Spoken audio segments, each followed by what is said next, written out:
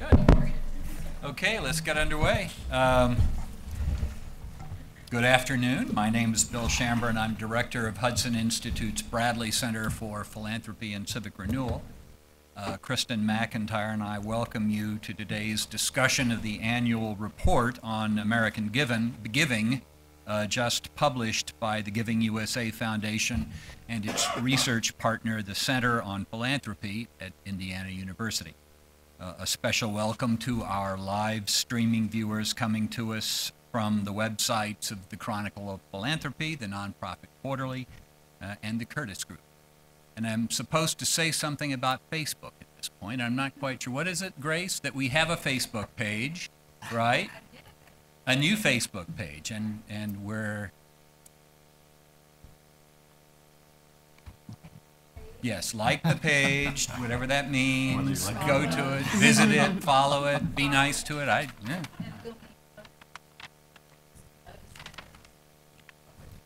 Yes, thank you. What she said. First, our customary preview of coming attractions. As many of you know, Chicago's famous Hull House closed recently after a century and a quarter of distinguished service. It's our view at the Bradley Center that this sad event hasn't been properly mourned, nor have we accorded proper honors to Hull House's founder, Jane Addams. So, as our final event for this summer on July 24, noon to 2 p.m., we're having not a panel discussion. It's not going to be a formal panel. It's just going to be a free-for-all discussion of Jane Addams's classic, 20 Years at Hull House, the story of one woman's truly bold and original attempt at philanthropy and civic renewal. Amy Cass will be a co-moderator. Rick Cohen of the Nonprofit Quarterly is going to be a co-moderator as well. So, June 24. We want you to sign up, but here's the deal. You really do have to read the book. You know, this is really a requirement, and I would strongly recommend Jean Betke-Elshtain's biography of Addams as well. It's a terrific biography of her democratic vision for Hull House. Now, you have almost a month. That's almost a month from now. The book isn't that long. It's quite engaging, so take it with you to the beach. Come prepared on July 24 for what I know will be a terrific conversation. Now, for today's panel, the latest Giving USA estimate covering the year 2011 is now the latest plot point in a line that stretches back over 50 years. This measure is widely acknowledged to be the most authoritative and comprehensive estimate available for giving in the United States. It's therefore our honor at the Bradley Center once again this year, the third year in a row, to co-sponsor today's event with Giving USA Foundation and Indiana's Center on Philanthropy in order to discuss the implications of this year's estimate in the heart of the nation's capital. We've assembled a distinguished panel to do so, including leading representatives of the organizations behind the numbers. If you've been to these events in the past and you're suddenly overwhelmed by a sense of deja vu at this point, it's because we've been able to assemble precisely the same panel of experts for each of these annual discussions. But my sole duty today is to introduce the person who will introduce the others and moderate the panel. We're proud to welcome as our moderator for today's discussion, Holly Hall. Holly has been writing on the full range of issues related to fundraising for the Chronicle of Philanthropy since its first year. So that means she's been on the beat for almost 25 years. I'm sure that must seem amazing at times. Thanks for reminding me. Yeah, right, sorry. The Chronicle is, as you know, the journal of record for the field of American philanthropy, and so it's a particular honor to have Holly Hall serve as our moderator this year. Holly. Thank you, Bill. Good morning, everyone, and welcome to our panel on Giving USA 2012. I'm going to introduce our speakers today, but very briefly since you have their bios in your handouts. But first, I want to offer a few observations based on our reporting at the Chronicle before I turn it over to our first expert. Patrick Rooney is Executive Director of the Center on Philanthropy, which compiles Giving USA, which is published by the Giving USA Foundation.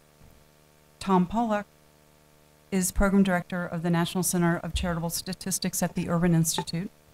Wendy McGrady is Vice President of the Curtis Group, a fundraising consulting company, and she also sits on the editorial review board of the Giving Institute, which supports Giving USA. And last but not least, Ruth McCambridge is Editor-in-Chief of the Nonprofit Quarterly, a leading journal for nonprofit practitioners. Now, before I turn over to Patrick, just a couple quick observations from the Chronicle. First of all, this is a report about giving, but it is also a fundraising story because it should reflect and offer clues about charity's ability to get donations from individuals, corporations, and foundations. Second, as someone who's covered fundraising for more years than I care to admit, I find this year's report to be particularly interesting, but not because of what it shows for 2011.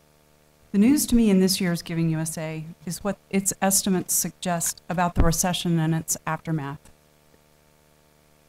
This Giving USA, which includes revised estimates for the recession years, shows that charitable giving overall declined by far more than previously thought. Let's look at giving by individuals, which accounts for more than giving by corporations or foundations.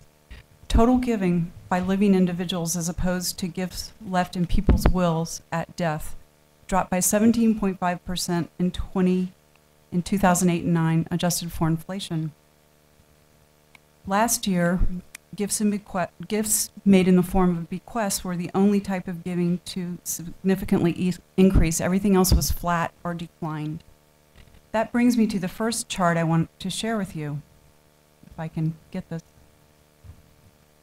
Oops. There we go. So if you look at total gifts by individuals, both living donors and bequests, the last 4 bars of this bar chart show a drop. But it's a relatively modest one. And part of that is because bequests offset a steeper decline in giving by living donors. But what happened to big outright gifts of cash, stock, and other assets in the recession? At the Chronicle, we report publicly announced gifts of $1 million or more. Indiana University also collects data on $1 million gifts. This brings me to the second slide I want to share with you. So on the right is data that we compile on publicly announced gifts of $1 million or more. And as you can see, there was a very sharp fall off in these gifts when the stock market crashed in 2008. In fact, the fall off was so steep that it bears quite a resemblance to what happened in the 1930s to major gifts during the Great Depression seen on the left-hand side. Now, this data on the 1930s comes from John Price Jones, an early fundraising consulting firm that published data on campaigns in several cities in the New York Times.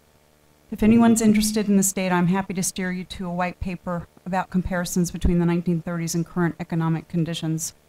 But back to the right-hand chart.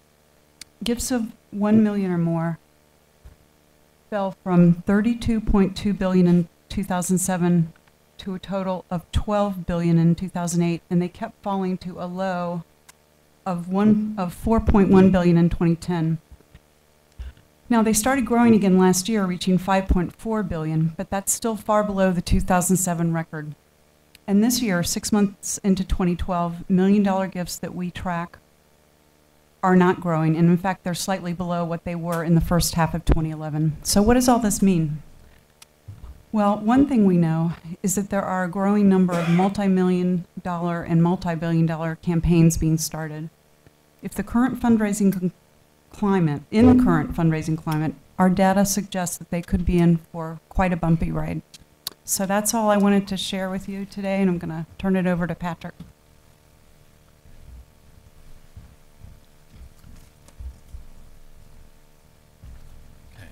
Thanks, Holly. Mm-hmm. All right. Now, while the slides are being changed, I do want to say one thing, put in a plug for IU. The IU Board of Trustees last Friday voted unanimously to approve the world's first school of philanthropy.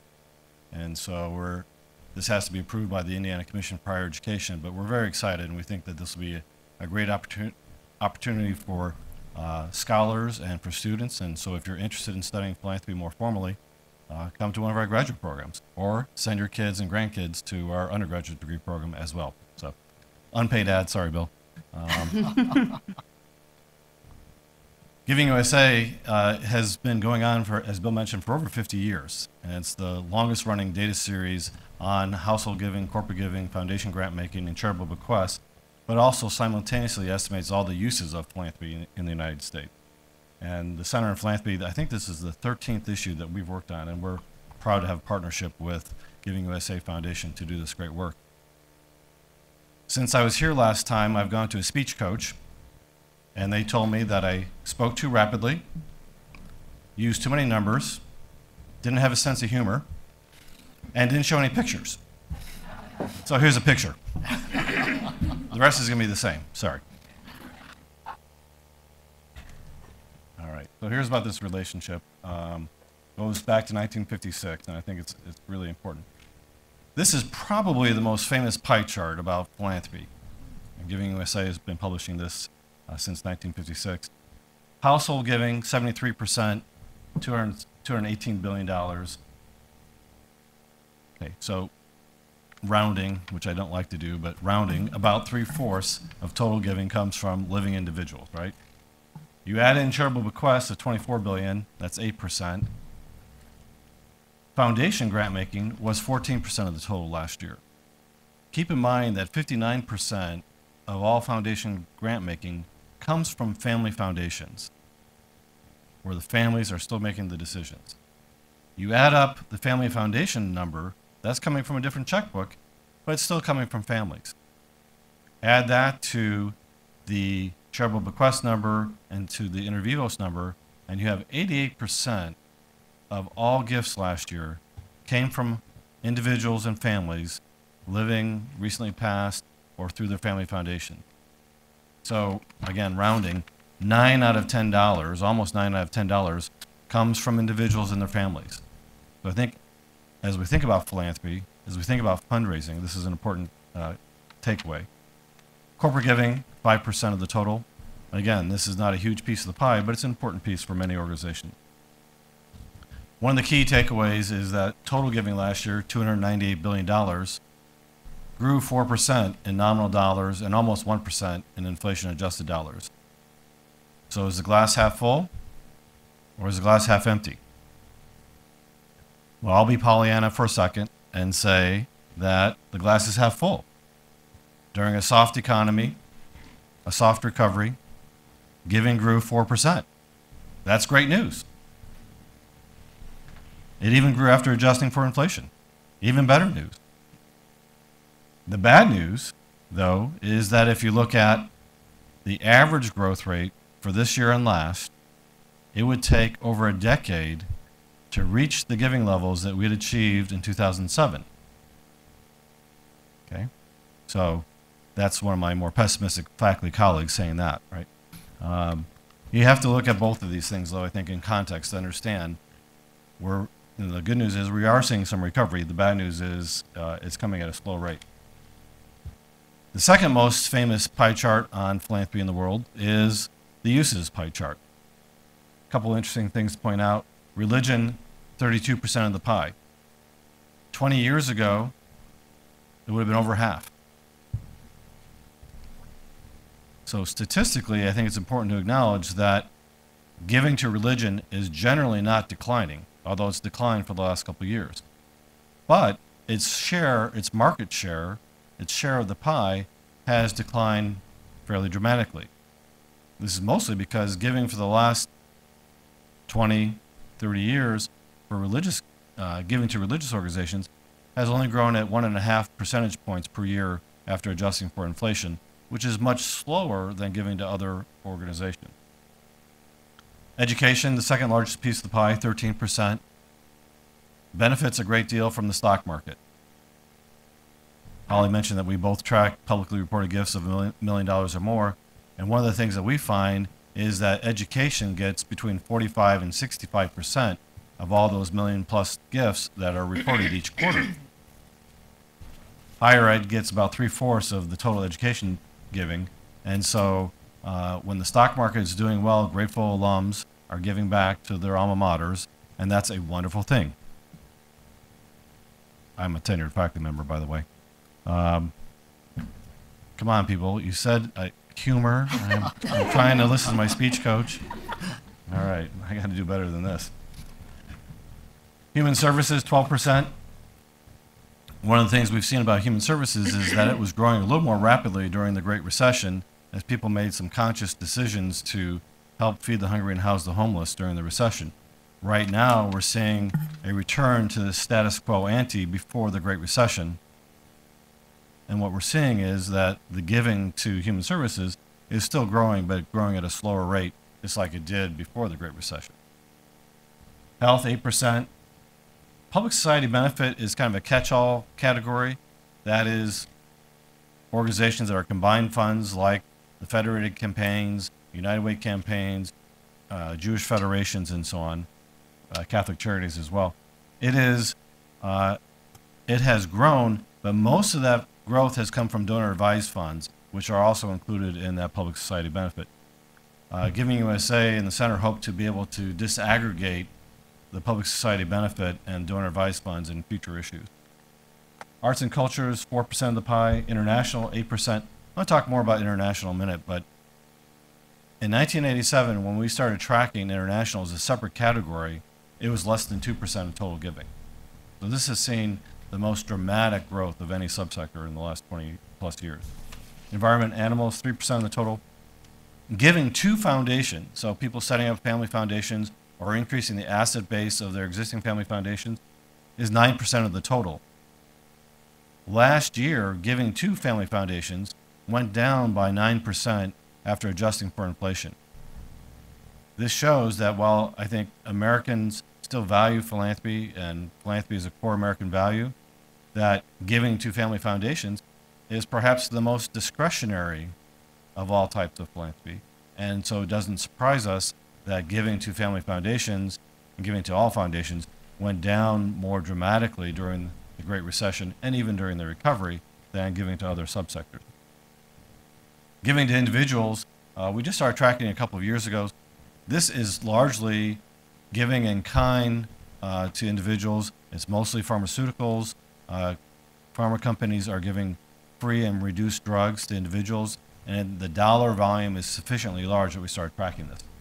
The unallocated 3%, this happens because some people give to organizations that are too new that the IRS doesn't track them, or they give to international organizations that we don't track as part of the IRS receipts. But it also could be if you donate your classic Porsche, and you may take a larger deduction for that than what the charity values it at when they sell it later. Let's look at the growth rates for the last 2 years. Total giving in nominal dollars or current dollars grew at 7% combined for the last 2 years. 4% last year and 3.1% or 3% the year before. Again, Pollyanna says this is good news. It's growing. That is good news. But again, it's growing very slowly. And if we continued at that growth rate for the next several years, it would take us 10 years or more to reach where we were in 2007. Individual giving, not surprisingly, is growing at a similar rate, 8.5% for the last 2 years. Again, individual giving accounts for a large share of the total pie, and what happens with individual giving is an important driver to what's happening to total giving. Charitable bequest giving grew dramatically last year, but followed a year of dramatic decline the year before. One of the things about bequest giving is it's very erratic. In some years, the wealthiest 2 or 3 individuals who died that last year and how philanthropic they are can determine whether or not bequest giving goes up or goes down overall. There's sort of a steady state of bequest giving that comes from individuals like us, but whether or not the wealthiest people who died last year, whether or not they're philanthropic, determines whether or not that goes up dramatically or goes down. Foundation grant making is pretty flat, and that's because most foundations pay out on a 2 or 3 year moving average, and they're still picking up some of the downdraft from the Great Recession. They're required by law to pay out 5% of their asset base. As the economy improves and the stock market goes up, we expect that the foundation grant making will eventually start to improve as well. Corporate giving was been flat last year and had gone up a little bit the year before. Corporate giving, it's a little surprising that that didn't go up more because the economy is starting to improve. Corporate profitability has been growing the last several years. However, it did not grow nearly as dramatically last year as it did the prior 2 years. Where is the money going? I think this is an interesting trend for religion. It declined 3.7% combined for the last 2 years. This is fairly unprecedented. And it's important to say, this is not giving to all faith denominations. Most of the decline seems to be in mainline Protestant and other Protestant faiths. But there's some variability there. Giving to education, 10% growth over the last 2 years combined.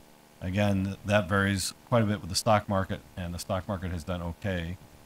Less well last year, but most of that is in the prior year. Human services, you can see, grew almost 10% 2 years ago and only 2.5% this last year. I think a lot of people said 2 years ago during the recession and the early stages of the recovery, I still need to be concerned about housing the homeless, and feeding the hungry. And now they had scaled back giving to arts and culture and education, and now we're starting to see a reallocation to what their giving looked like before.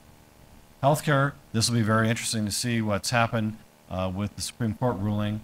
One of the things we see in longer trend data is that private philanthropic dollars tend to move away from those areas in which the government is increasing its funding. So if there's an increase in government funding for healthcare, if this pattern holds, there is likely to be a slowdown in the increase of funding for private philanthropic support for healthcare.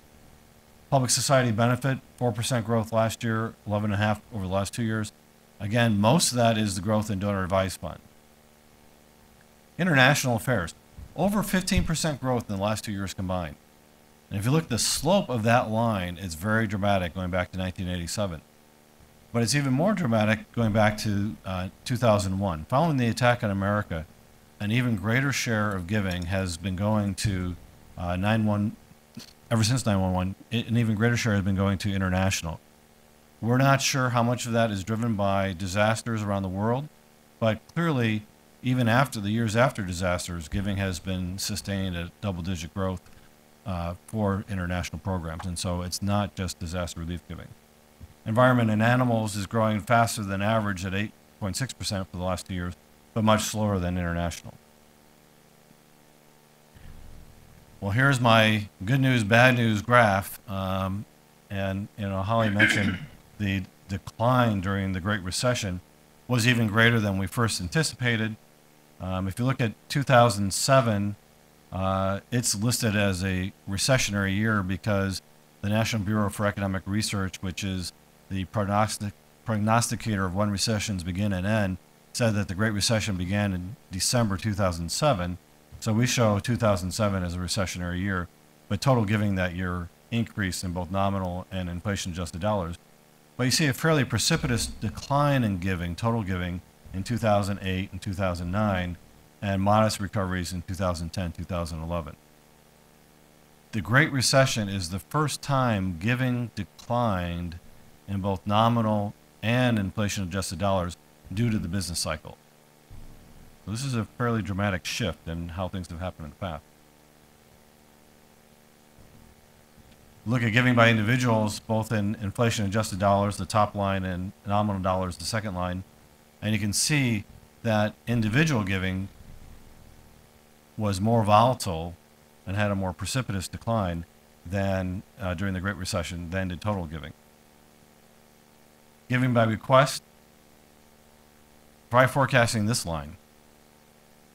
Okay, people, that's humor. And if I have to tell you, it doesn't count. We hired 3 graduate students over 3 summers to try to develop a better model for forecasting this. And it's pretty hard because people are, what we found is we tested the stock market, we tested gold prices, we tested real estate, we tested all these things. And the only thing we could conclude at the end of all this was that people were not timing their deaths with changes in the economy. Probably a good thing. That said, we see a fair amount of business cycle effects, but there are also some random shocks that are due to just the timing of when people die and how philanthropic they are. Giving by foundations, fairly slow growth from 1971 to 1996. but a fairly dramatic increase following the high-tech bubble. And even after the high-tech bubble burst, it did not decline back to where it was before. That's a good thing. But we did see a drop following the 9/11-induced recession in 2001, 2002, and then we saw another drop during the Great Recession as well.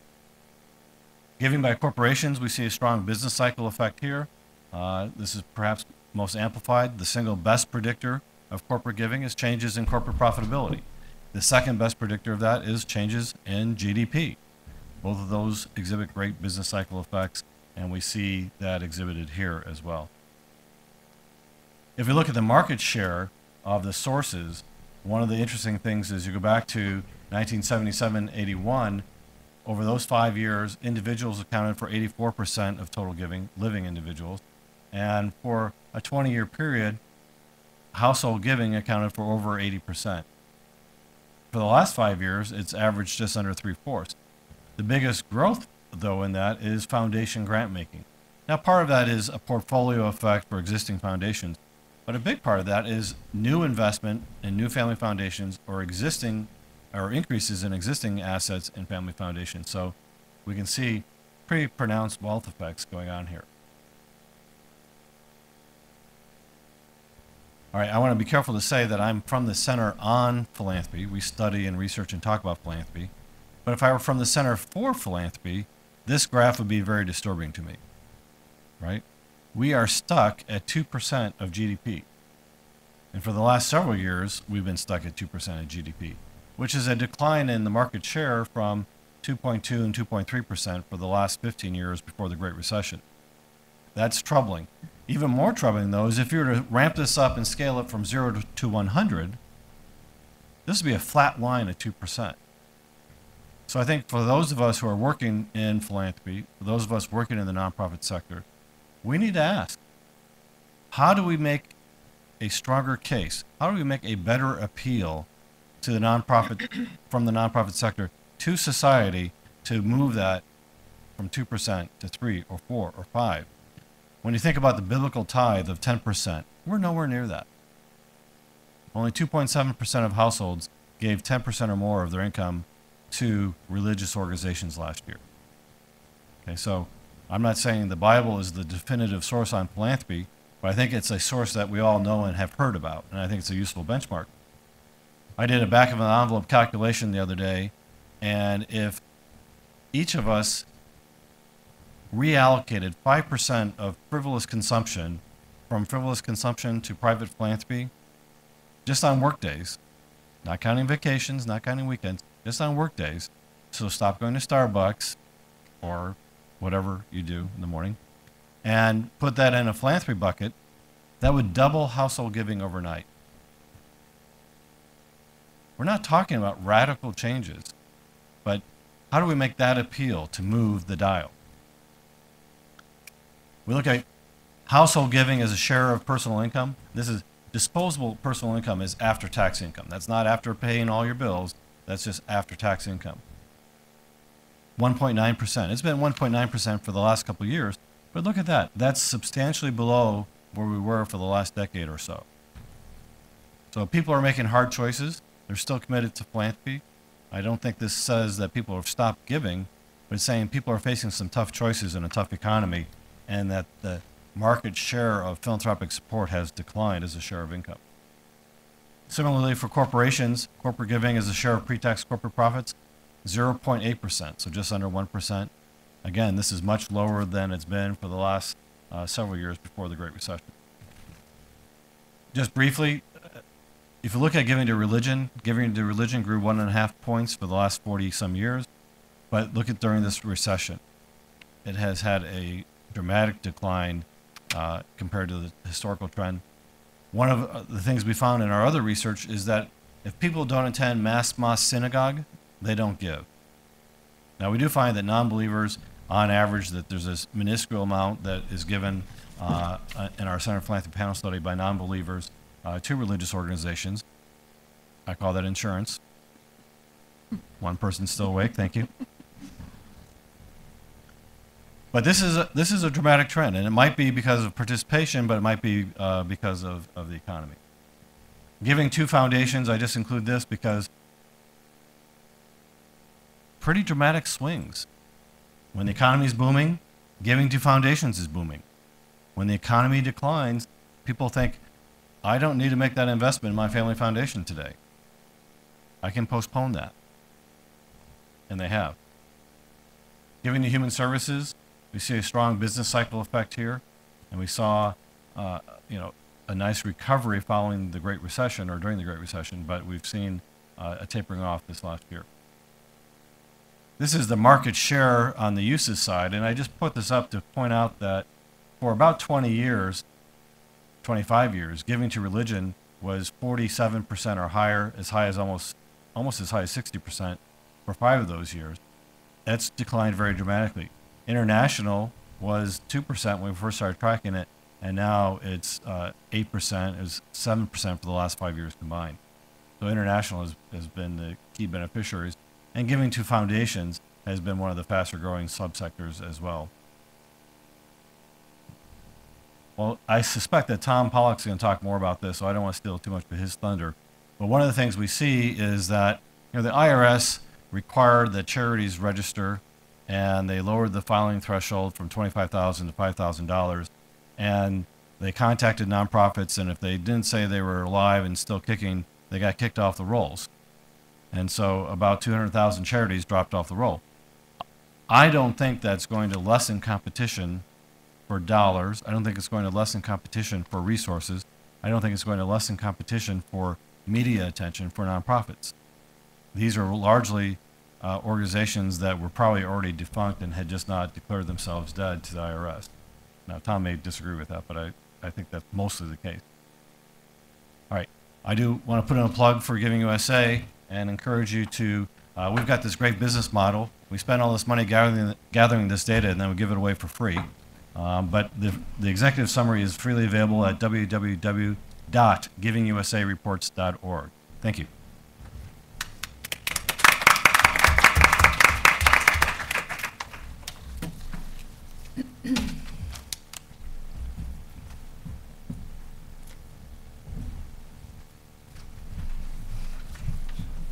Thank you, Patrick, for that fascinating presentation. I'm going to keep my remarks much shorter. Easily done. Not that you weren't very a master of brevity there, Patrick. How do I interpret that? I will say, though, although my remarks now will be brief, if you're interested, this is my advertisement here. We will be releasing a new nonprofit almanac at the end of July or early August. And for further details on some of the numbers I'll be talking about today, please, by all means, come to our event and order a copy of the Nonprofit Almanac now online at the Urban Institute's website.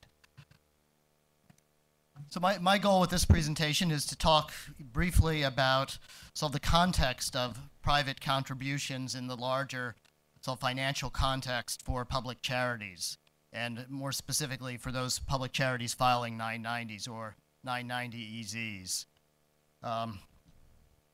What we see in the nonprofit sector, overall, private contributions account for approximately 13% of the total revenue of public charities.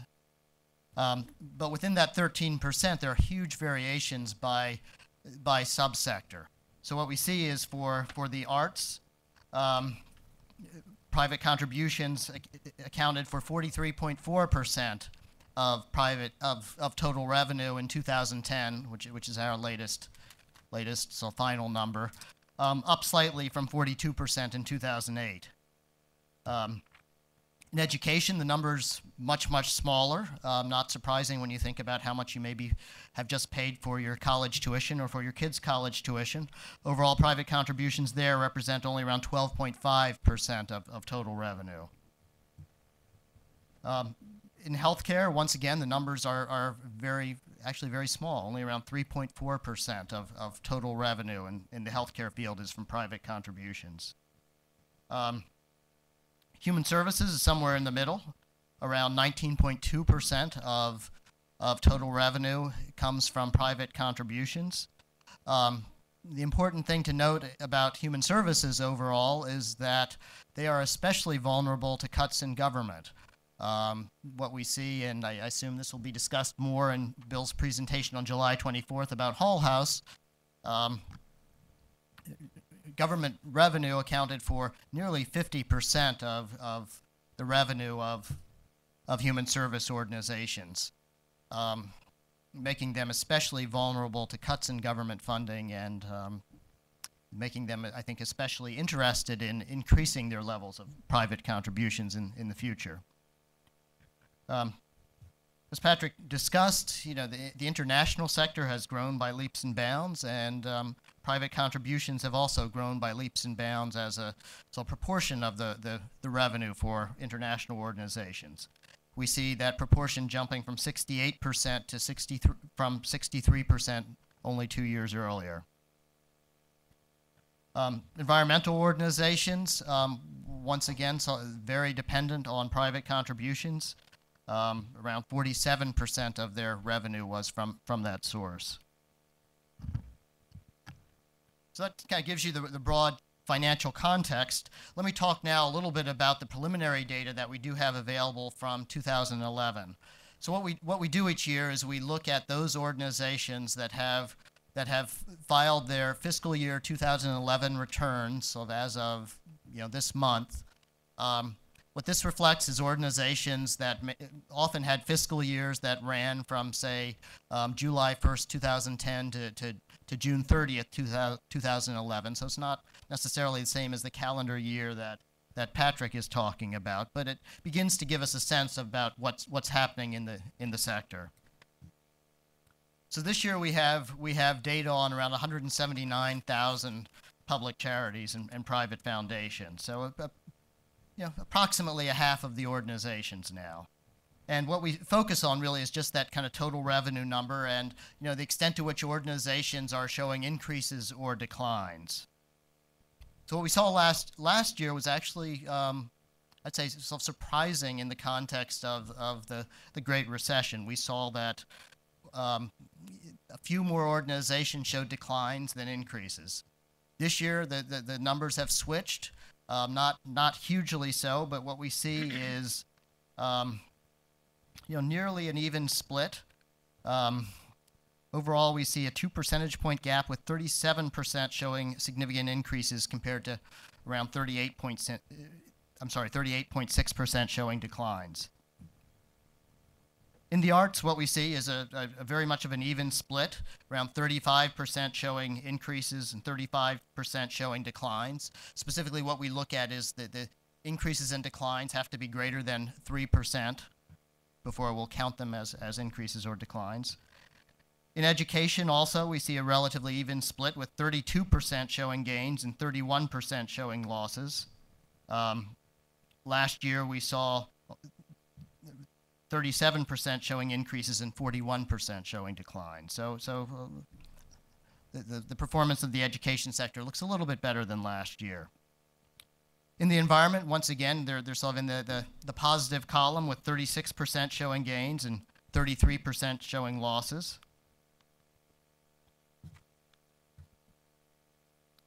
In healthcare also, we show slightly more kind of winners than losers, with 32% showing increases compared to 29% showing losses. Human services was one of the kind of few exceptions to the general trend.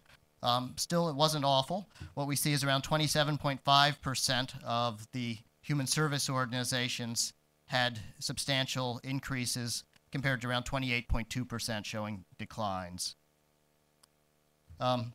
International was really dead even this year, around 35% increasing and 35% declining. Finally, I think just as Patrick showed with the giving data, that this sort of catch-all category of public and societal benefit, we show around 33% winners and 31% losers. The one area that really showed remarkable gains was actually in the private foundation world, where we show 49% of the private foundations showing substantial gains and only 41% showing declines. I would expect that this is largely driven by their investment portfolio, since it clearly isn't the result of increases in giving to the private foundations. Another perspective, as Patrick was alluding to at the end of his presentation, is to look at the number of registered organizations. As Patrick said, you have to really take the total numbers with a grain of salt. So many, literally hundreds of thousands of those organizations were sort of knocked off the list because they didn't file their e-postcards. They essentially didn't let the IRS know they were still in existence. So we really do think that's not a meaningful number in terms of measuring the level of nonprofit activity and new organization creation and death. What we focus on instead is the number of organizations being created each year, and these numbers do tend to fluctuate fairly substantially from year to year. Sometimes it reflects real changes in the philanthropic climate in the country, but it can also be affected by kind of what's happening with IRS processing inside the walls of the IRS. At one point they had some challenges in processing new applications, so that resulted in fairly substantial declines. So with that sort of caveat, what we see this year is around 41,000 new public charities created, and around 2,500 private foundations created. For the public charities, that represents a 2% decline from the previous year. For the private foundations, that actually represents a 4% decline. So interestingly, this stands in some contrast to, I think, Patrick's statistics about sort of increasing focus on family philanthropy. So that the overall level of creation is down slightly. So in conclusion, I think what we see is a fairly mixed portrait in terms of the nonprofit finances. The other really notable number that I think it's important to look at is differences in so the winners and losers between the large organizations and the small organizations. And that's the one area where we really begin to see a substantial difference. Small organizations between 2010 and 2011 fared substantially worse than the larger organizations. Our preliminary analysis specifically focused on smaller organizations with revenues between $250,000 and $1 million. And what we see for those organizations is 25% showed some increase versus 29% showing substantial losses. In contrast, for our largest category of organizations, those with more than $10 million in revenue, what we see is 29% showing substantial increases and only 21% showing substantial declines. At the risk of having speculations made, like some of the CNN commentators yesterday talking about the healthcare reform legislation, let me make a little prognostication here. I certainly see tough times ahead for small organizations. I see increasing pressure by government, increasing interest among especially large donors to focus on funding the most effective organizations, which tends to put the smaller organizations at a disadvantage. And I think these numbers are beginning to sort of show some of those effects. So when we think ahead about so where the sector is going, I think certainly the risks of major government funding cutbacks continue to loom, especially depending upon what happens in November. On the positive side, I think the sector has shown itself to be remarkably resilient. I think that this distribution of winners and losers shows that organizations overall are remarkably adept at adapting to changing economic conditions. So on that count, I think there is room for very modest optimism. So, thank you.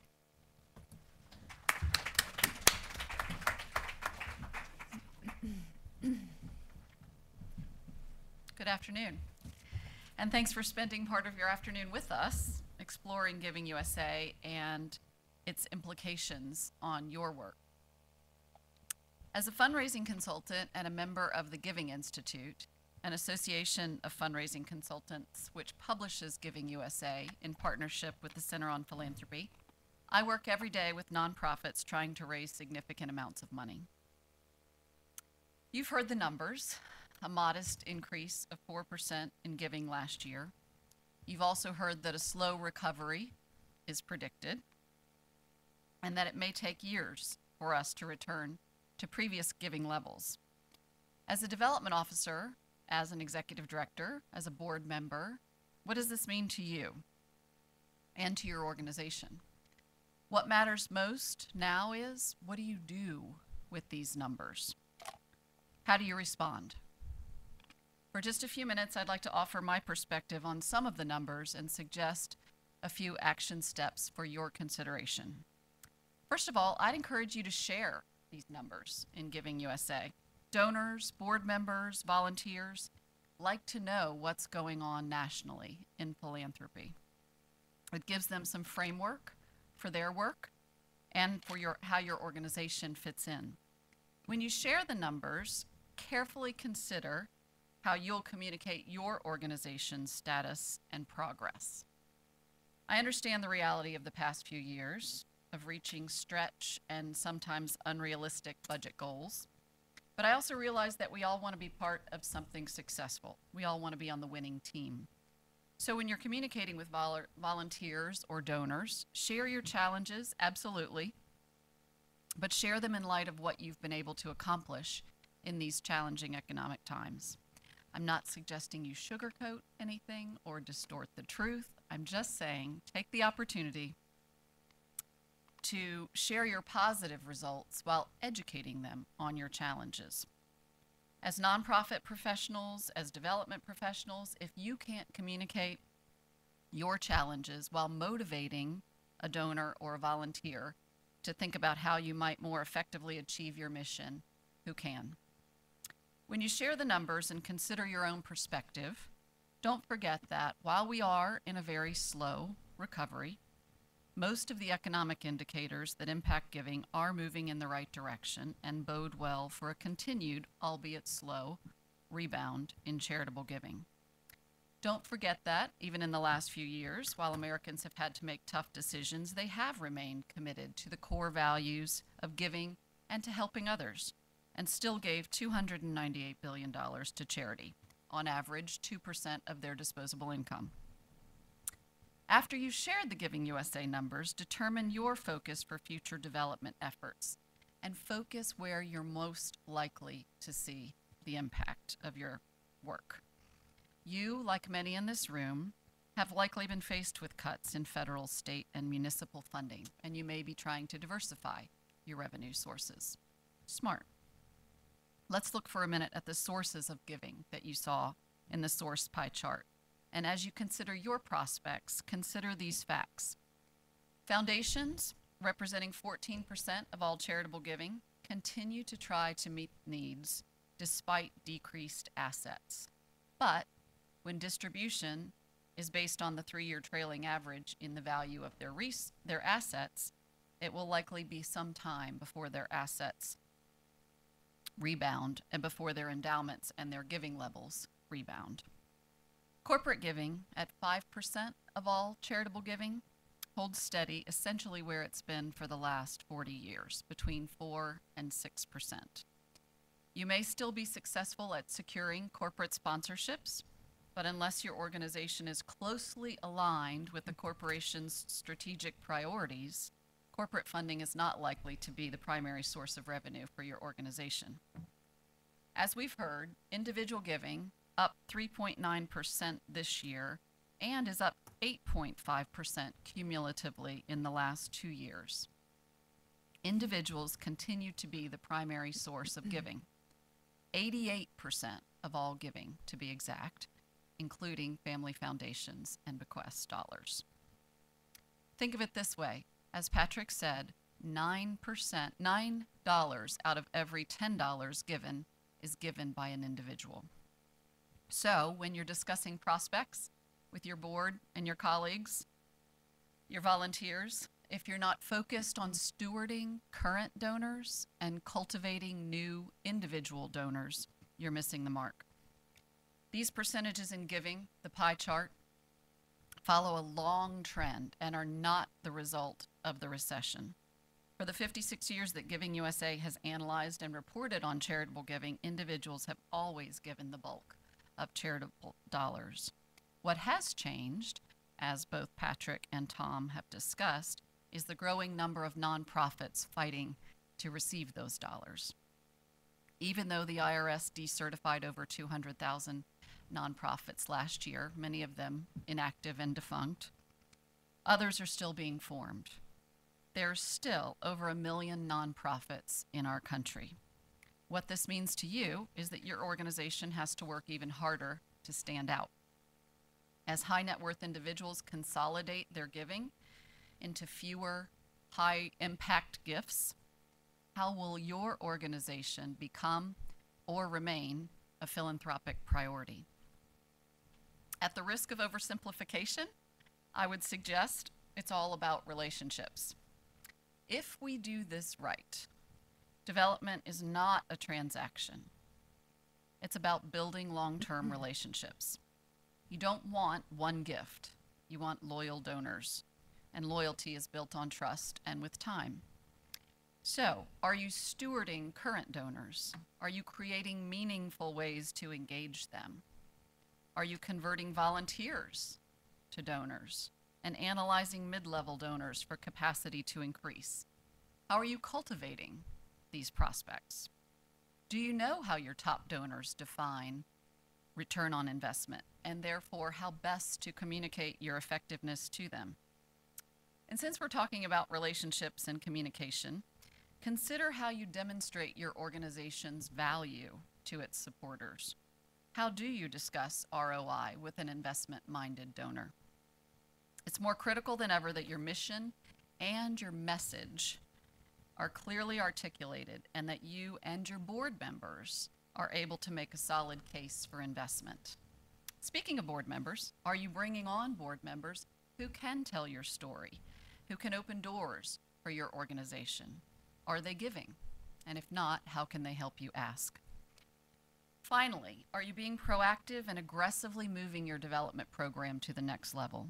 Whether it's a major gifts initiative, a capital campaign, an endowment campaign, invest in your development program. For the last 3 years, many organizations have been sitting on the sidelines, waiting to see what happens. The smart ones have been planning and positioning themselves for a stronger place once the economic winds began to shift. This year, many organizations are re-entering the game at the same time. There's been a significant increase in activity around campaigns, planning for major campaigns, or initiating ones that have been on hold. Successful development is 80% planning and 20% implementation. If you haven't started planning for whatever is next, you need to move forward. Major gifts are being given. $1 million gifts may be significantly down. Major gifts are still being given. And the organizations that are doing development the right way are receiving them. So we know giving is moving in the right direction, and we'll hope to see continued steady growth. But in the meantime, focus your efforts where they can have the most impact. Sound development practices work in good times and in bad. Communication, stewardship, cultivation, a focus on engaging individual donors in meaningful ways will help your numbers, whether or not the aggregate numbers change. There's always a fire to put out, always something that takes us off task, but I encourage you to read Giving USA, digest the numbers, but consider the impact these numbers have on your organization and come up with a few action items of your own as a result. Thank you.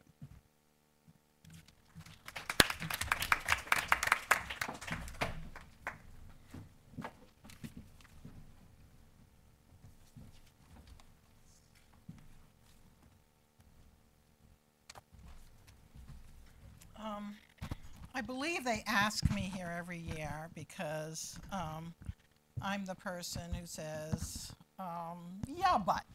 Uh, I'm going to say that again today. There aren't any surprises, real surprises in the numbers, but I think there are some subtleties that are worth talking about. And they aren't very subtle when you're on the ground, but they are subtle when you look at these numbers. So before I start doing that, I do want to say something about NPQ, formerly known as the artist formerly known as the Nonprofit Quarterly, because we actually do not publish quarterly anymore. We do publish our journal quarterly, but we actually publish daily. So it's been a number of years since we were a quarterly publisher, but our name is still Nonprofit Quarterly, or NPQ. I want to talk about this for a minute because I just want to tell you the way that we track trends in the environment and what gives us our basic intelligence about what it is that's going on out in the field.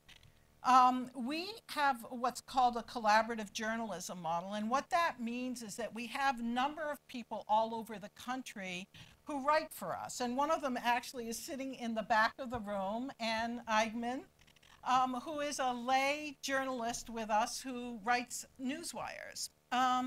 The people that write for us all around the country basically watch the news very carefully. They watch everything about philanthropy, everything about nonprofits, everything about the environments in which nonprofits and philanthropy exist.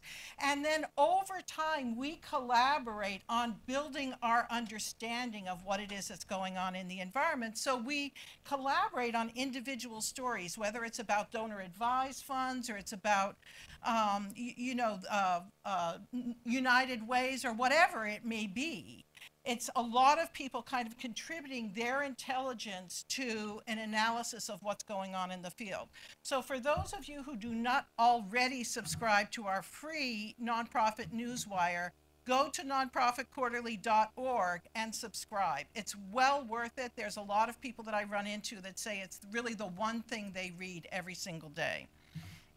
So that's my advertisement for the day. So I don't want to be Debbie Downer, but when I first saw the wonderful material from Giving USA, what I saw first and foremost was that our climb back up this hill, if we are indeed climbing up the hill, is very, very slow indeed. So our article about the Giving USA numbers was entitled "A Long, Slow Slog Uphill If We're Lucky." And the if we're lucky part really has to do with we don't know where we're going with this recession yet. We are looking at Europe in a state of disrepair and economies in real tumult, and we really do not know if we are climbing out of this recession at this point or not. And so if in fact we move back into some doldrums for a while, Giving is likely to take another hit, and it may be in fact longer before we can start that climb back up. But another reader of ours made a good point last year, which is why should we expect something to continue to grow unrestrainedly? Things don't do that. There are limits to growth. It's a law of systems that things cannot grow forever. And so maybe we have already seen the top of philanthropy in this country. We don't know. And so what we have to do is be careful, look at what it is that we're doing at this point, and understand that between the lines here of this report, there are some very important facts that we also need to pay attention to.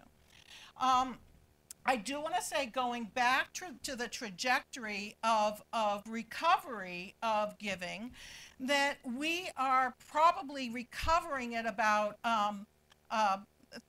3 times more slowly than we did at the beginning of this decade, and 5 times more slowly than we did at in the 1970s. So what we are seeing right now is really a historic slowness in the rebounding of charitable giving. Having said that, I think there are some pieces in the Giving USA numbers that I think are particularly important.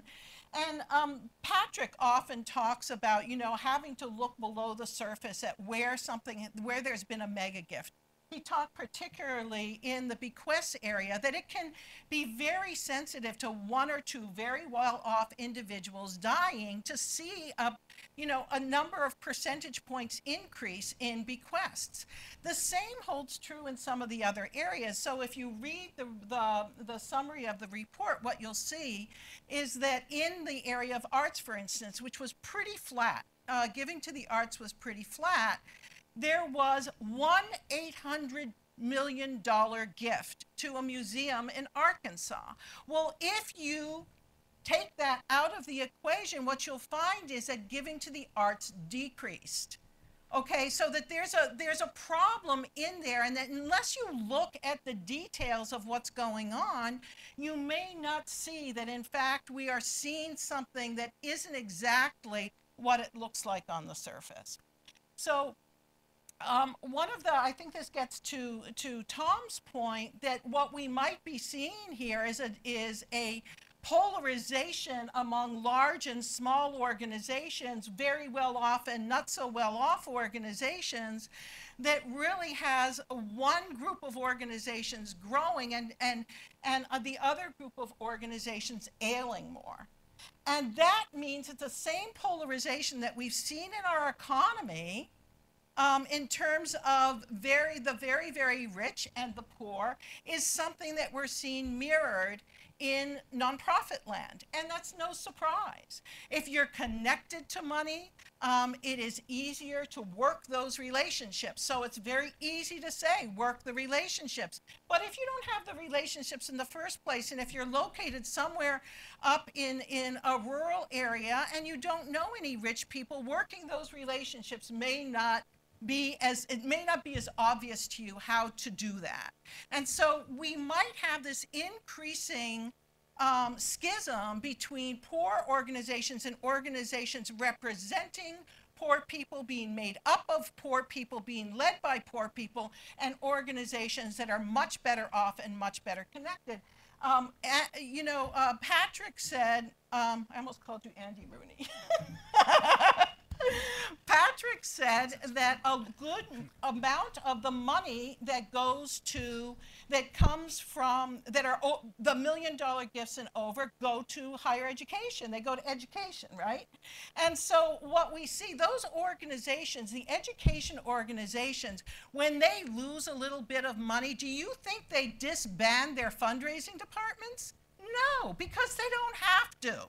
Right? They've got an endowment set up, et cetera, et cetera. They know they kind of have to get through this period, and they have to keep their capacity to maintain relationships with people who are capable of giving through the period of time when they're not giving to the period of time when they are giving. It's critical, obviously. But if you really are running like a $250,000 organization and you've lost 25% of your income and you're faced with increased need, how likely is it that if you're not seeing a return on an immediate investment in development, that you might cut the investment person's time?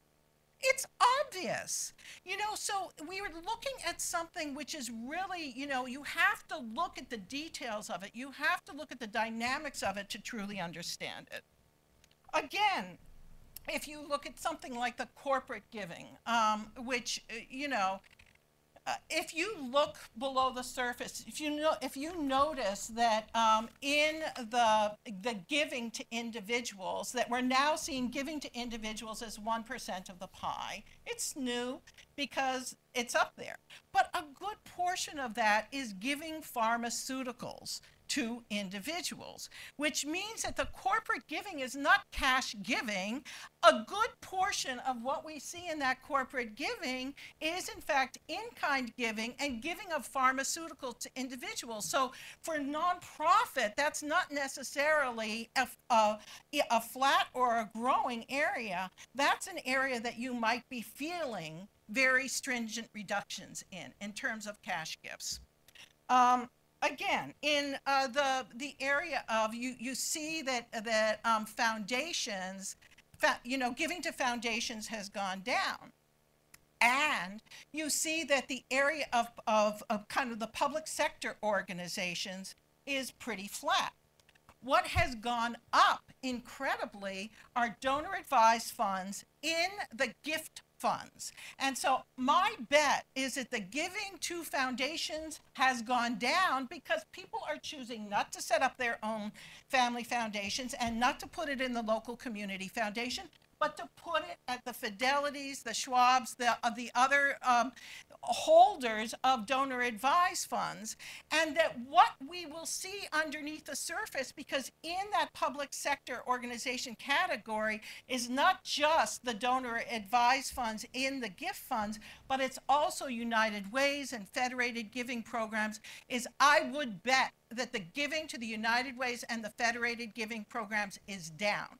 This, again, for community organizations is a problem because the money that's going into the donor advised funds at the gift funds, it's very hard. Those are non-transparent funds.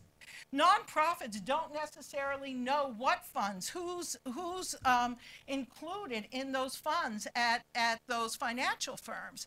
And so where we had some access to United Ways, even if we didn't always love the way they functioned, right now, unless you know somebody who's got money in one of those funds and you know that you can ask them for that money, you basically don't necessarily. So the trade-off between, if we have seen a decline in the federated giving area and the increase in the donor advised funds and the gift funds, that trade-off may not be good for small community-based organizations at all.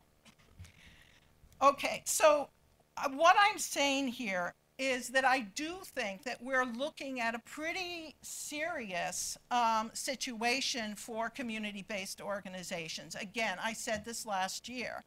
I think that we are looking at a polarization between large and small organizations. It's driven partly by infrastructure and capacity that you're capable of maintaining over a period of time when you have less money available to you. And that may have a kind of a, it might be a self-reinforcing loop. That that some organizations have been starved to the degree that they're now not energetic enough to be able to move forward with the kind of giving that's going on at this point. I want to say one other thing about this, because I think there's some interesting dynamics going on in giving that we're not really probably paying enough attention to. And one of them is that people are having a real, we see that all this stuff about the democratization of giving that happens through kind of text giving and all of those social media ways of giving. And so that may be in part what's driving some of the international giving, because if we see something happening in Haiti, we see something happening in Japan, we're able to give fairly easily, even if it's just small amounts, so that you have a lot of people giving small amounts to particular causes. They are not giving to the organization. They are giving through the organization to the cause. So what's happened is that organizations are having a hell of a time trying to retain those donors. They are not the same kind of donors. They're more free agent kinds of donors.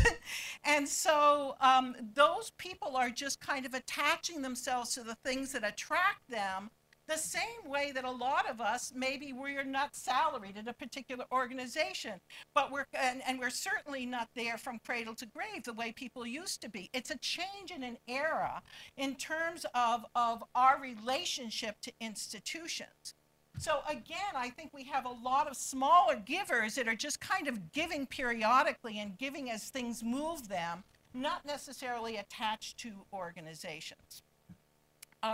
This means that we really have to, there's Red Cross is pouring huge amounts of money into researching this problem right now, because they have it like crazy, because they're, they will get a lot of donations for a particular disaster, and then people don't give again, and they keep, they're keeping on trying to solicit them, and they're not responding to them because that's, they're not interested in funding Red Cross. They're interested in funding something that's gone on in Haiti. So what I think is very interesting, though, and this is what I want to leave you with, is that the online, what I'm saying is that I think the dynamics of giving are in fact changing quite a bit. There are some things that are very disturbing about the picture we see in front of us, including kind of the polarization of the large gifts at the one end, and then we see giving generally kind of dropping off. But I think that I'm going to just take one example and then say that this tends to hold true.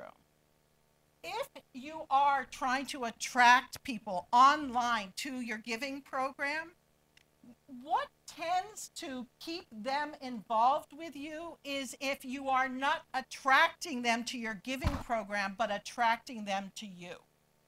So how many of you here use Wikipedia?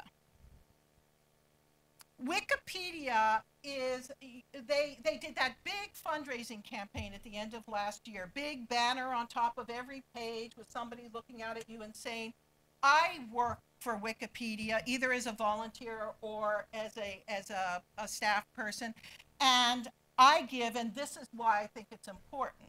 That campaign raised $20 million, and it was a very easy campaign to run. It was run by their foundation, Wikimedia. What is interesting about this is not that they raised $20 million, but that the difference between the giving of the people who actually have put their hands to the editing work at Wikipedia was much higher than those who were just using it.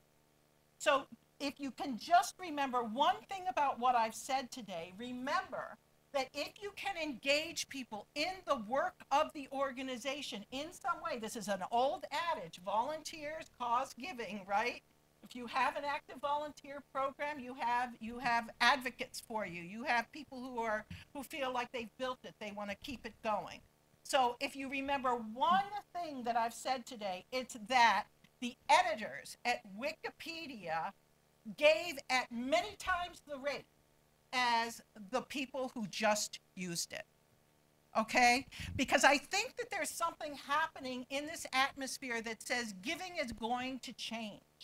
We have to keep up with it. We have to keep on top of the research, make sure we know exactly what's working and what's not working for organizations like ourselves. Not for major universities, not for major hospitals with big development departments, but organizations for ourselves. What's working for them? What can I do? And thank you very much. I do want to show one thing. This is Tom. Tom and we work on this every couple of years. This is a map of the nonprofit economy. And if you will see all this stuff down here, the little stuff, that's the charitable giving. This is fees. That goes into the nonprofit sector, and this is government spending. So you can see that this down here, it is still a small portion of our entire budget, which is what Tom was saying. But this is a pretty version of that. Thank you. Thanks, Ruth. Thanks to all of you, actually, and I guess we want to open it up to some questions now. Yes, sir.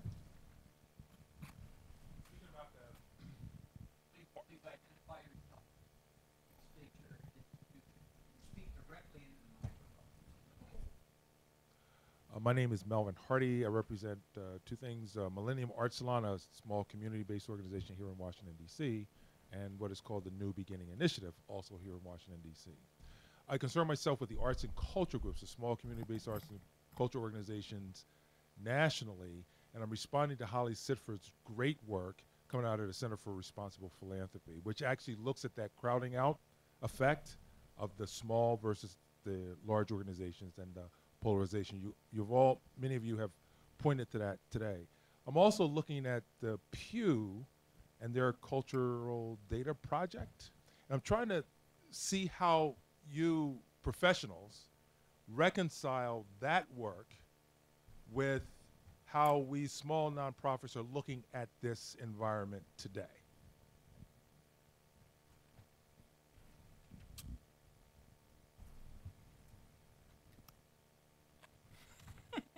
Well, Trick question. I don't have any good solutions out there. I think there is potential in sort of collective impact, collective fundraising among smaller organizations. I mean, that to me is where the future is. I'm actually running from this presentation to another presentation in Ward 1 of the city, where we're talking to a number of organizations about how they can, work more effectively together given tough times. I think it's very difficult for organizations to move to that kind of model, which tends to be kind of place-based, just like we see this emphasis now on place-based provision of services. But I do think it has, the potential to do the kind of things that Ruth is talking about, get people more deeply engaged, and then over the long run, those people will become your donors and supporters in lots of different ways. I'm going to not disagree with what this comment about polarization between the large and the small charities, because I think that's very real. The large organizations got large organically, slowly over many years, typically. Some of them started out as large organizations because they were universities and colleges, and they added development functions later. But I think the issue for the small charities is not that the large ones are doing better, but how do the small ones survive? And one of the good things about being a small organization is the target you have to reach to survive is also much smaller. The large organizations have a big target they got to reach every year to survive or to replicate themselves. And so I think Tom's point about collaborative fundraising is a good concept. I think it's hard to do in reality, but I also think that for many small charities, if you have a devoted board, a devoted staff, you can replicate yourself and sustain yourself in hard times, ironically, in an easier way than the larger organizations. I just want to add too, covering this recession is probably the story of my career in fundraising, and I don't think any type of organization was more challenged than the arts, particularly at the local level. And so we tracked mergers and shutdowns of nonprofits, and I think the arts were particularly high in terms of organizations that were having to close their doors. And I think in this kind of environment, if organizations just sat there and did the same thing they always did, it was not going to work, or they were putting themselves in jeopardy. And one of my favorite examples was in a small southern town like Charleston or one of those cities. And the arts organizations, the small symphony, the dance troupe, the theater, they all got together and they did joint advertising for their seasons. And they actually got a community foundation grant to do the advertising, and they set a goal for how many tickets they were going to sell for all their organizations, and they beat it. They actually came out ahead of their goal. And there are so many examples in the arts of how the arts have really opened themselves up to the community, going out and playing on a subway system just to expose yourself to the community, or teaming up with partners like a symphony, teaming up with popular music to offer performances that they've never done before. So at the same time these groups are challenged, there's also a lot of innovation that's really inspiring. Yes, in the white shirt.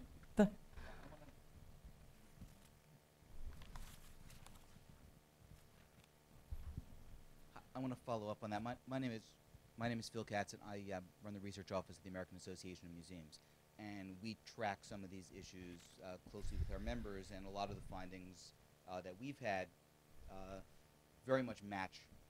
They're not out of line with what you've said. But one of the disturbing things that we've seen is really the how museums have tried to balance these shortfalls of income especially at a time where the demand is up. We've seen for 3 straight years increased demand across the board and increasingly straitened resources. And I guess there's 2 quick things I'd like to say about that. One is we've seen some disturbing trends where the way you balance those things is to cut back on maintenance and to cut back on human resource development. So we see a lot of people who say, you know, we're not fixing stuff and we're laying people off. We haven't sent anyone to a conference. I mean, our association relies upon our conference to help balance our books, and we've seen a lot of people are not sending folks to that, and the long-term effects of that are, it will take a long time to figure out the effects of that. Also, to the point you were just making before, sorry, this isn't a question, but some comments. We are seeing some experiments and people trying to figure out how to keep the fundraising going, because it's not clear whether sort of the new visitation patterns, the new giving patterns, whether we've reset things to a new normal or whether at some point things will snap back to the way they are. We don't know if the people who on the margin have said it's a good deal to go to a museum now because it's cheaper marginally than something else, whether 2 years from now when they have more cash in their pocket they're going to say that. But as we look to the future, we think that the best successfully places that figure out how to make the giving, this goes to something that Ruth said, in line with other activities that they're doing. So we're very high on some of the mobile-based giving, not just because it's flashy, but the people who are saying, if we can have an experience for our museum goers in the gallery that involves our handheld device and give them the option to give money right there, so it's part of that flow, that's where the future is going to be to help keep the gifts going. Except for the large museums that will keep getting, you know, the $1 million gifts or the Arkansas gift, but that's unusual. I want to say something about this because I think it's very hard for me sometimes to think about giving and budgets and not think about business models. And one of the problems with some arts organizations is they have a bunch of fixed costs.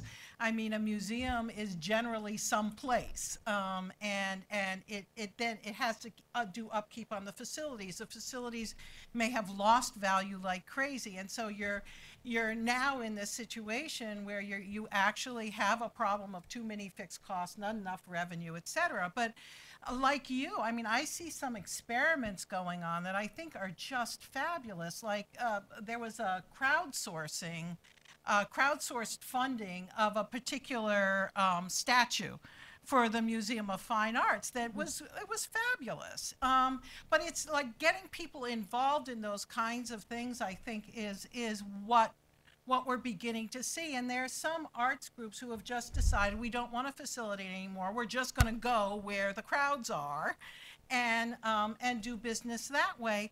I actually think that what we're seeing is, I think we've changed eras. Economically, we've changed from the industrial era where you had to have a facility where things were produced to something that's a lot more mobile and networked, and that what we're seeing as experiments in certain kinds of groups is a replication of the program models in those groups. And so I actually think it's in some ways exciting if it wasn't so painful. I mean, it is painful when you did a capital campaign and have created a setting to even consider letting go of the setting, particularly if it's at a loss. But it is what a lot of arts groups are faced with. I just want to make one comment on text giving and texting as a fundraising strategy, because I think in some cases these are dollars that organizations would not have received anyway. So I don't want to devalue that or say not to do this. On the other hand, the Center for Philanthropy tracked giving following the attack on America.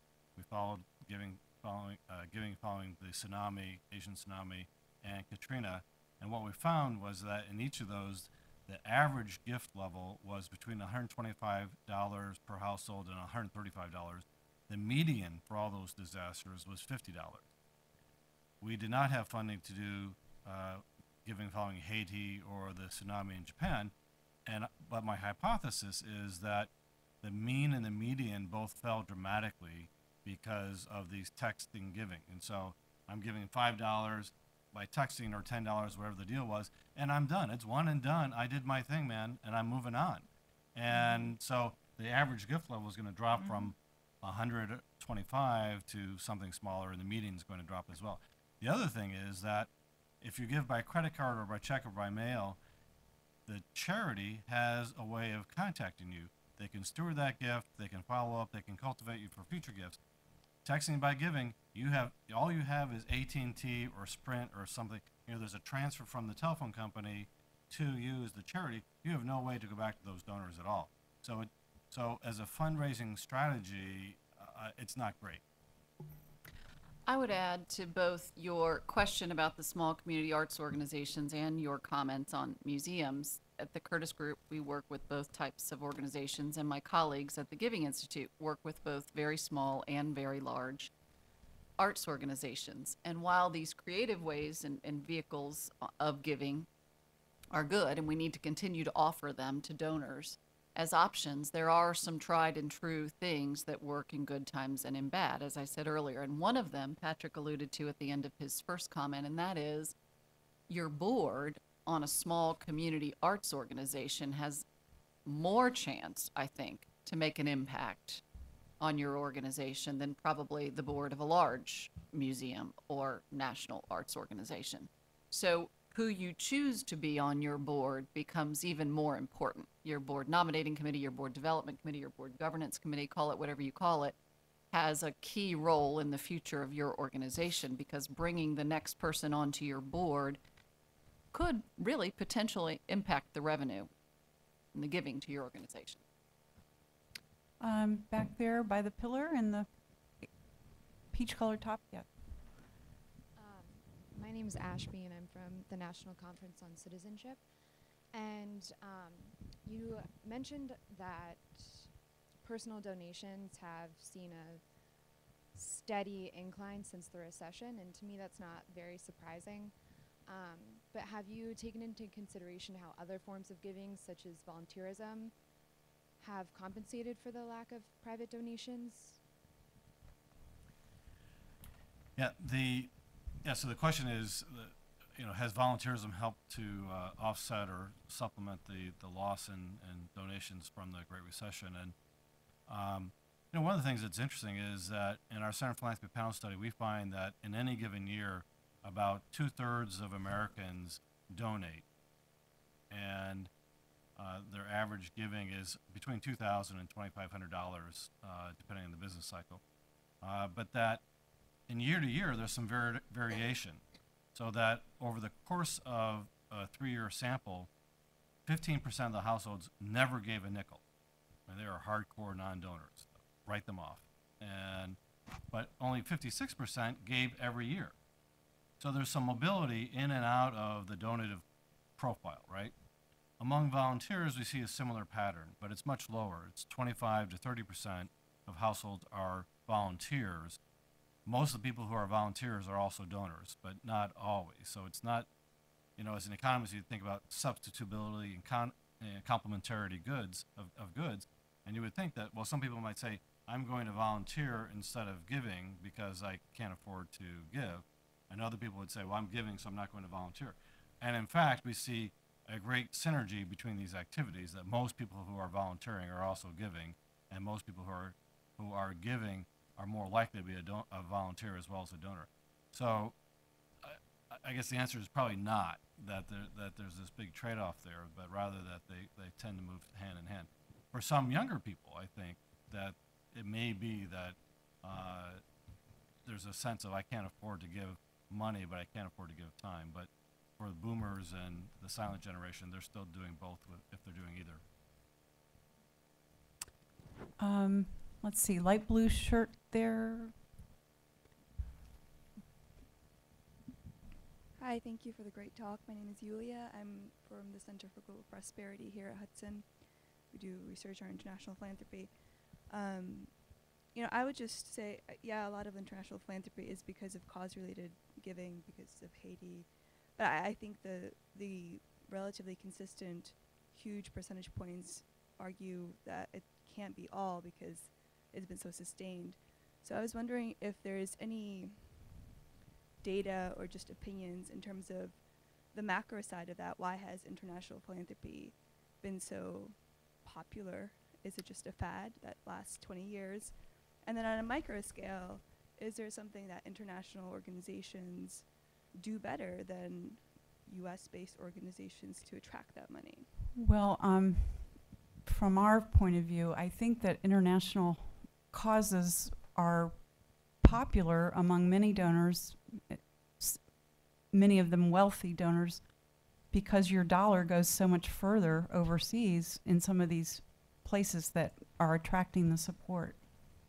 That's one part of it. Yeah, and absolutely. I've heard donors say, look, for the same dollar amount, I could train one doctor in the United States and I can train 100 doctors in Africa. So there's a difference in both the perceived need, but also the perceived ROI.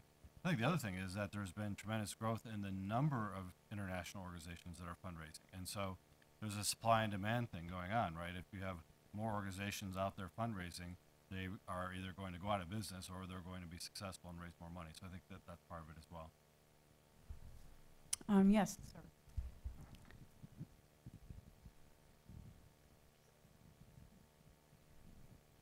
Hi, my name is Kevin Laskowski. I'm with the National Committee for Responsive Philanthropy. We are responsible for the Fusing Arts, Culture, and Social Change report that the gentleman mentioned about the impact that small and community-based arts organizations can have and what's going on in the arts field right now and what donors can do if they want to increase their impact in that area. My question has to do with the level of giving over the period of time. You mentioned that for the 40 years that, 40, almost 50 years that you've been doing this, giving has remained at roughly 2% of gross domestic product. Giving and the level of it does not change. It hasn't changed in 4 decades. What it has done is it's shifted. Who gives money, what that money goes to. And I wanted to know, what are the notable shifts that you're seeing other than, you mentioned the decline in the giving to religion, you've mentioned the growth and the shift in the use of different financial intermediaries, giving through foundations as opposed to directly giving through donor advised funds as opposed to foundations. What among those shifts excite, inspire, or concern you? Well, I'm concerned about the lack of transparency in the donor advised funds at the gift funds. And just because I feel like when those donor advised funds are at community foundations, you can see that they are there, generally. And there's some level of potential access to them. There's really no obvious way to approach the donor advised funds at the gift funds. And so that does concern me. I feel like there's some obscurity there that makes those of us who don't already know a lot of rich people puts us at more of a disadvantage than we have been in the past. So that concerns me. And I think, I think the gift fund growth is very interesting. It grew, what was it, 77%, just 1 year over the next last year. At the 3 biggest ones. And a lot the year before that. So what we're seeing there is really significant growth of a giving vehicle that really you can't see into. And I do have concerns about that. Yeah. So and I want to be careful to say I'm not disagreeing with that, but a good piece of news I think that is worth mentioning is on the bequest giving, about half of the charitable bequest giving is going into family foundations.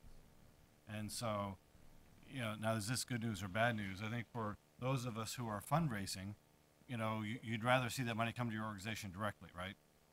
On the other hand, the Pollyanna in me says, that money might not have come there anyways, likely would not have.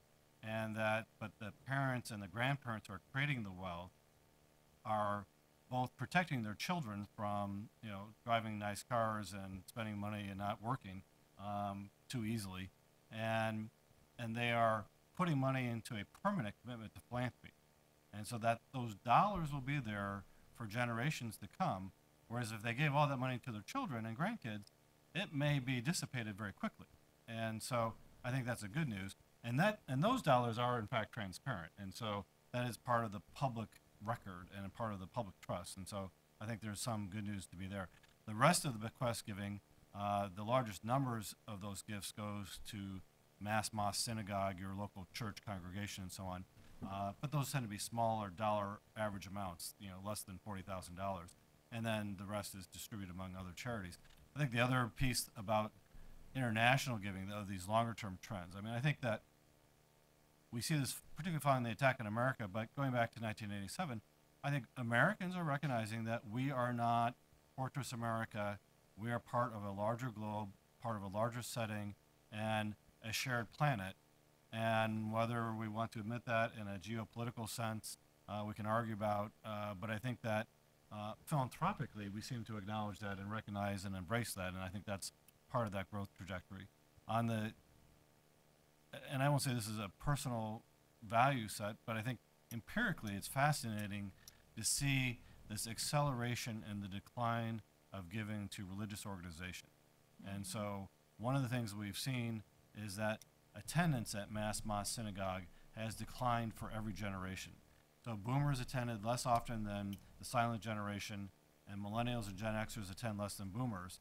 And so every generation always says, oh, those kids, they're worse, Well, here we have an example where if you're looking at major religious organizations, the longer term trend forecast for that doesn't look very pretty. So I think that's an interesting thing. I'm not saying it's good or bad, but I think it's an interesting trend. Oh, were you? Yeah, go ahead.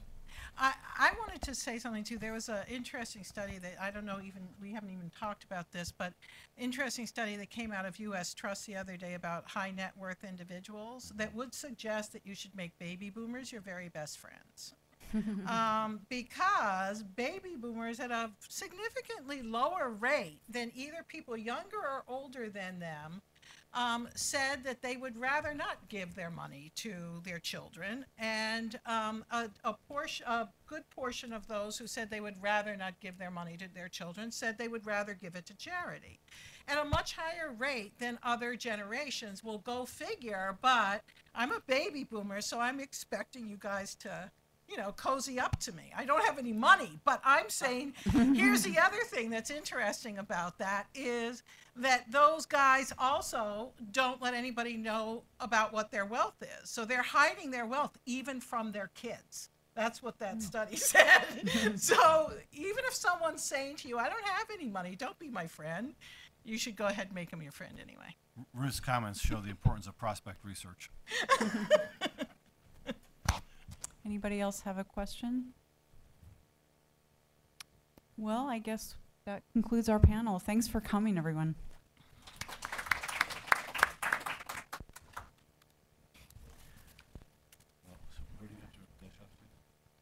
This Ward 1 together.